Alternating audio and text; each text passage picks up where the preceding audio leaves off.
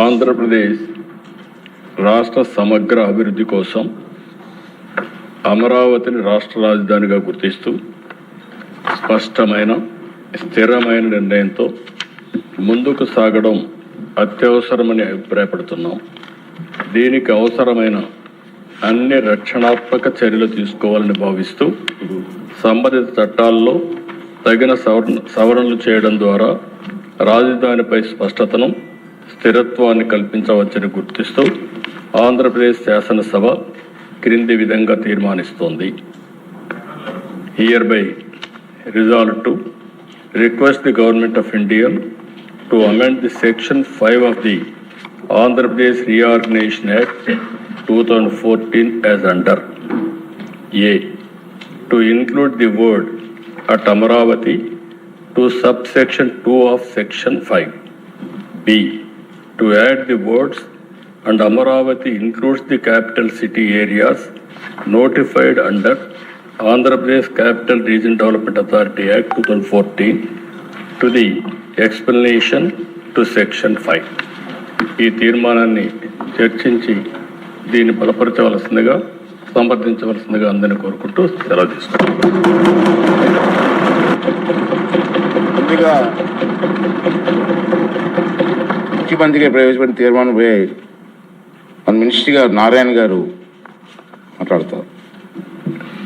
అధ్యక్ష, రాష్ట్రం ఎలా విడిపోయిందో అందరికీ తెలిసిందే.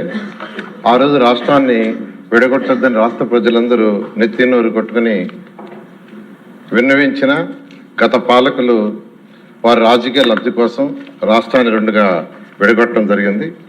అయితే కంబైన్డ్ స్టేట్లో ఉన్న రాజధాని హైదరాబాదు, తెలంగాణ ఉండటం వల్ల అది తెలంగాణలోకి ఉండిపోయింది.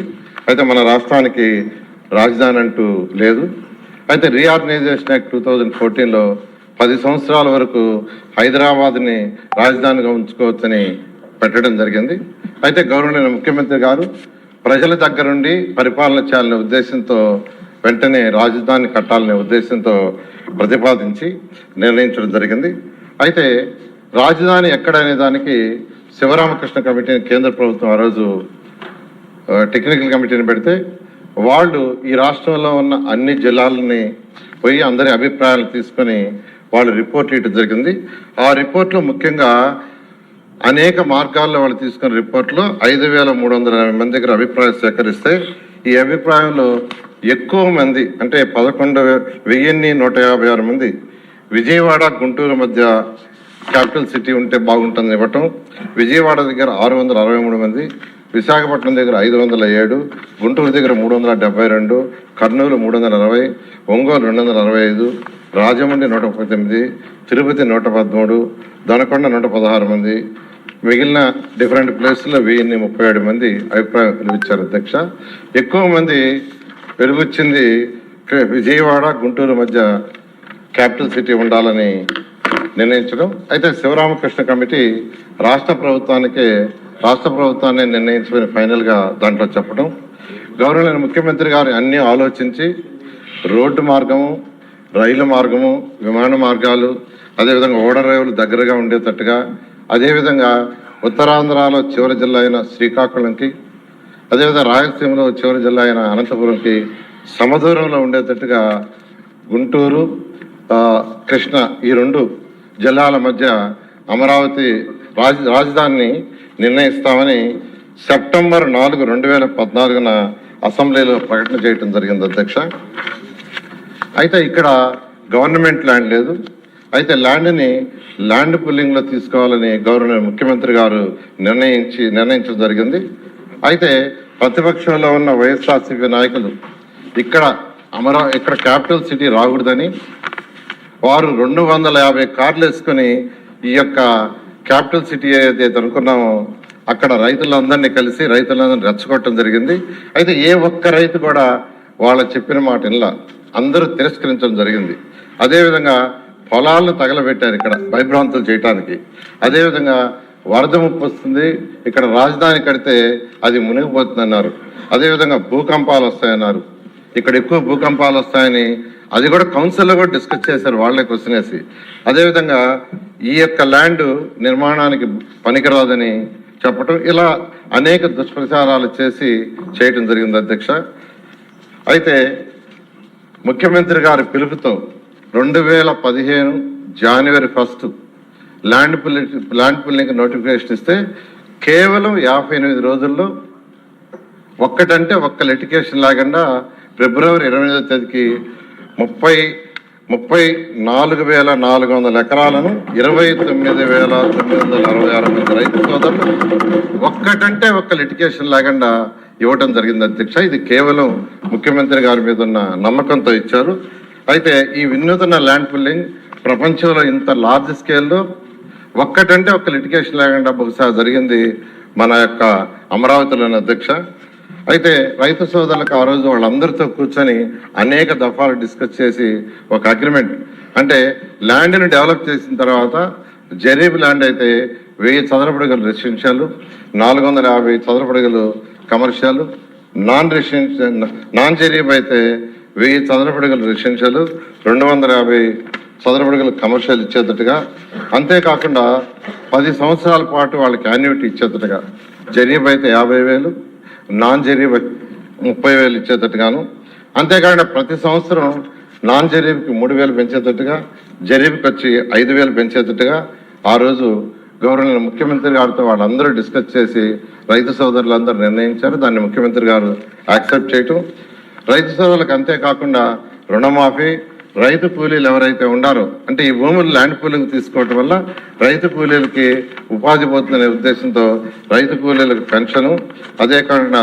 స్కిల్ డెవలప్మెంట్ చేసి వాళ్ళకు ఉద్యోగాలు వచ్చే విధంగా చేయటం, ఉచిత విద్య, ఉచిత వైద్యం, అన్నా క్యాంటీన్ వంటి సదుపాయాలు కల్పించడానికి అంగీకరించి అవన్నీ చేయటం జరిగింది అధ్యక్ష. అయితే ల్యాండ్ పుల్లింగ్ అయిన తర్వాత, అంటే వైసీపీ నాయకులు ఎన్ని ఇబ్బందులు పెట్టినా, ఎన్ని దుష్ప్రచారం చేసినా, ల్యాండ్ చేతికి వచ్చిన తర్వాత ప్రపంచంలో ఉన్న టాప్ 5 సిటీస్లో ఒక సిటీగా అమరావతిని కట్టాలని గౌరవ ముఖ్యమంత్రి గారు సింగపూర్ ప్రభుత్వం ఈ యొక్క లేఅవుట్స్ డిజైన్ చేయడంలో చాలా ఎక్స్పర్ట్స్, వారిని గౌరవ ముఖ్యమంత్రి గారు సంప్రదించడం, వారు వెంటనే ఒక ఎంఓయూ మనతో కుదుర్చుకొని వాళ్ళు ప్లాన్ చేసి ఇవ్వడానికి నిర్ణయించారు. వాళ్ళు 3 రకాల ప్లాన్లు ఇచ్చారు అధ్యక్ష. ఒకటి capital region concept master plan, reason మొత్తానికి కాన్సెప్ట్, అదేవిధంగా క్యాపిటల్ సిటీ మాస్టర్ ప్లాన్, సిటీకి 217 చదరపు కిలోమీటర్లకి మాస్టర్ ప్లాను, అదేవిధంగా సీడ్ క్యాపిటల్ మాస్టర్ ప్లాన్, ఈ 3 ప్లాన్లు ఇచ్చారు అధ్యక్ష. ఈ ప్లాన్లలో కూడా గవర్నర్ ముఖ్యమంత్రి గారి యొక్క సలహా మేరకు 9 నగరాలని, ఒకటి government complex, justice city, finance city, knowledge city, electronic city, health city, sports city, అదేవిధంగా మీడియా సిటీ, టూరిజం సిటీని అన్ని 9 నగరాలకు యాక్చువల్గా దాన్ని డిజైన్ చేయడం జరిగింది అధ్యక్ష. అదేవిధంగా 30% ఏరియాని గ్రీన్ అండ్ బ్లూగా, ఈ 217 చదరపు కిలోమీటర్లో 30% ఏరియాని గ్రీన్ అండ్ బ్లూగా పెట్టారు. ఆ విధంగా యాక్చువల్గా ఈ యొక్క ప్లాన్ని వాళ్ళు ఇవ్వటం జరిగింది అధ్యక్ష. అయితే ఇందులో 27 టౌన్షిప్లు కూడా పెట్టారు. ప్రతి టౌన్షిప్కి పార్కులు, స్కూల్స్, హాస్పిటల్స్, కమర్షియల్ కంపెనీ తోటి అనేక సదుపాయాలు యాక్చువల్గా చేయటం జరిగింది అధ్యక్ష. అదేవిధంగా ఐకానిక్ బిల్డింగ్స్ కట్టాలనే ఉద్దేశంతో ప్రపంచంలో టాప్ 10లో ఒకరైన నార్మన్ ఫాస్ అనే ఆర్కిటెక్చర్స్ని యాక్చువల్గా సెలెక్ట్ చేయటం జరిగింది అధ్యక్ష. ఇవన్నీ అయిన తర్వాత అమరావతి నిర్మాణం కోసంగా 41,170 కోట్లతో 2014-19లో టెండర్లు పిలవటం జరిగింది అధ్యక్ష. ఇందులో 350 కిలోమీటర్ల ట్రంక్ రోడ్స్, 1,500 కిలోమీటర్ల లేఅవుట్స్ రోడ్స్. అయితే ఈ యొక్క ఏదైతే ఇక్కడ మనం లేఅవుట్స్ రోడ్స్ వేస్తున్నామో అవి ఇంటర్నేషనల్ స్టాండర్డ్లో ఉండాలని గవర్నర్ ముఖ్యమంత్రి గారు చెప్పటం, దాంతో యూజీడీ టోటల్ సిటీకి 217 చదరపు కిలోమీటర్లకి UGD, water lines, electrical ducts, భూమి లోపల ఎలక్ట్రికల్ లైన్స్ ఉండాలి, ఓపెన్గా ఉండకూడదని గవర్నర్ ముఖ్యమంత్రి గారు ఇచ్చిన డైరెక్షన్తో చేయడం జరిగింది అధ్యక్ష. అదేవిధంగా ఐసీటీ లైన్స్ కూడా భూమి లోపల వేయటం జరిగింది, ఫుట్పాత్లు, సైకిల్ పాత్లు, అదేవిధంగా బీఆర్టీఎస్ రోడ్లు, ఇవన్నీ యాక్చువల్గా ఇవన్నీ డిజైన్ చేయడం జరిగింది అధ్యక్ష. అదేవిధంగా అడ్మినిస్ట్రేటివ్ కోసంగా 5 ఐకానిక్ బిల్డింగ్స్ని 40 అంతస్తులు, 45 అంతస్తులు రాష్ట్రంలో ప్రజలకి పరిపాలన సులువు చేయాలి. ఎవరైనా పన్నెండు ఒక మంత్రి దగ్గరికి వస్తే మళ్ళీ ఒక దగ్గర మంత్రి గారు ఉంటే వారిని కలవటం, సెక్రటరీ ఇంకో దగ్గర ఉంటే కలవటం, హెచ్ఓడి ఇంకో దగ్గర ఉంటే కలవటం, ఇదంతా ఇబ్బంది అవుతుంది. అందరూ ఒకే దగ్గర ఉండాలా, ఒకే బిల్డింగ్లో ఉండాలా, ఒకే ప్లేస్లో ఉంటే ఏదైనా పని కోసం వచ్చినప్పుడు వాళ్ళు వెంటనే వాళ్ళని కలిసి పని చేసుకోవడానికి సులువుగా ఉంటుంది, పరిపాలన సులువుగా చేయగలమనే ఉద్దేశంతో ఈ ఐకానిక్ టవర్స్ యాక్చువల్ గవర్నర్ ముఖ్యమంత్రి గారి ఆదేశంతో యాక్చువల్గా వాటిని డిజైన్ చేయడం జరిగింది అధ్యక్ష. అదేవిధంగా న్యాయమూర్తులకు, మంత్రులకు, సెక్రటరీలకు, తర్వాత బంగాళాలు, ఆల్ ఇండియా ఆఫీసర్స్, ఎమ్మెల్యేలు, ఎమ్మెల్సీలకు, గజిటెడ్, నాన్ గజిటెడ్ ఆఫీసర్లకి అందరికి కూడా అపార్ట్మెంట్లు అన్నీ కలిపి 4026 నివాసాలకు టెండర్లు పిలవటం జరిగింది అధ్యక్ష. వీటన్నిటినీ గౌరవనీయ భారత ప్రధాని గారి యొక్క చేతుల మీద యాక్చువల్గా శంకుస్థాపన చేయటం జరిగింది అధ్యక్ష. అయితే అధ్యక్ష 2019లో ప్రభుత్వం మారిన తర్వాత